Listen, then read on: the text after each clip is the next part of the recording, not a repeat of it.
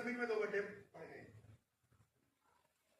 मैं इतिहास के पन्नों से एक व्यक्ति को और आपको परिचित कराना चाहता हूं, और इस व्यक्ति का नाम है विलियम जे साइमोर। ये भी आपने नाम सुना होगा।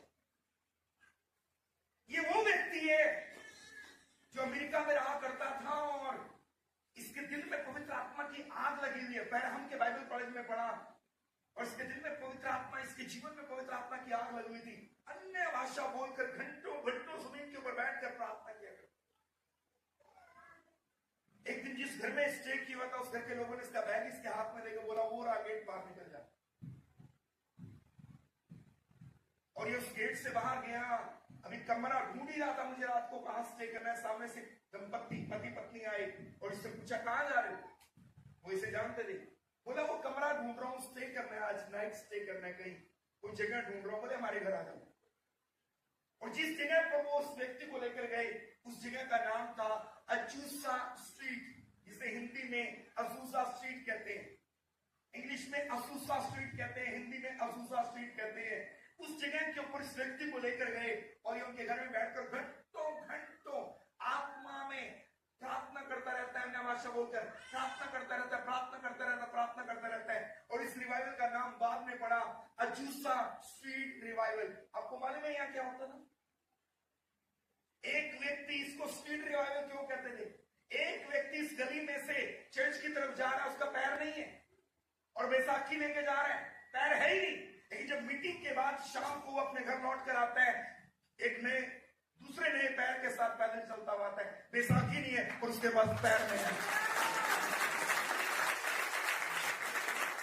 मैं प्रभु के धैर्य और उसकी उपस्थिति में आपको बताना चाहता हूं, पढ़ने के बाद, एविडेंस जानने के बाद मैं आपको एक बात बता रहा हूं। इसकी एक लंबी तहकीकात करने के बाद, कई जगह की अन्य रिपोर्ट्स, बुक्स, हिस्ट्री पढ़ने के बाद मैं आपको बता रहा हूं, चर्च में बैठे बैठे कटा हुआ हाथ ही नहीं है, उंगलियां निकलकर बाहर आती थी, नाखून बन जाते थे। कटे हुए अंग चर्च में बैठे बैठे हाथ पांव निकल के बाहर आते।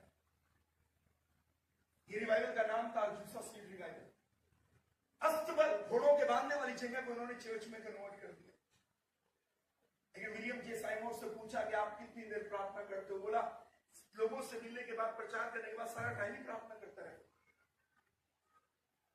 कमाल की बात मैं आपको बताना चाहता हूं, इनकी चर्च में कोई वर्शिप लीडर नहीं था, इनकी चर्च के अंदर कोई प्रचारक नहीं था, इनकी चर्च में कोई मीटिंग लीड करने वाला नहीं था। 100% पवित्र आत्मा के द्वारा कंट्रोल एक मिनिस्ट्री थी। कोई भी व्यक्ति स्टेज के ऊपर आकर भजन गा सकता है। जब वो पवित्र आत्मा की अगुवाई में गा रहा है तो वहां खड़ा रहता था। अगर वो बिना पवित्र आत्मा की अगुवाई में अपने आप को दिखाने आया, पुलपिट पे आते ही गिर जाता, फिर दूसरा व्यक्ति आता।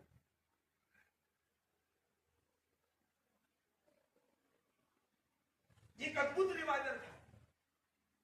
मैं एक और व्यक्ति को इतिहास के पन्नों में जानता हूं मेरे प्रियो, उसका नाम है स्मिथ विगर्सवर्थ। ये व्यक्ति इंग्लैंड में हुआ, और परमेश्वर ने मुझे लास्ट ईयर उसकी चर्च में जाने के लिए अनुग्रह दिया। इस प्रभु के महान सेवक के चर्च को देखने का, उस चर्च में जाने का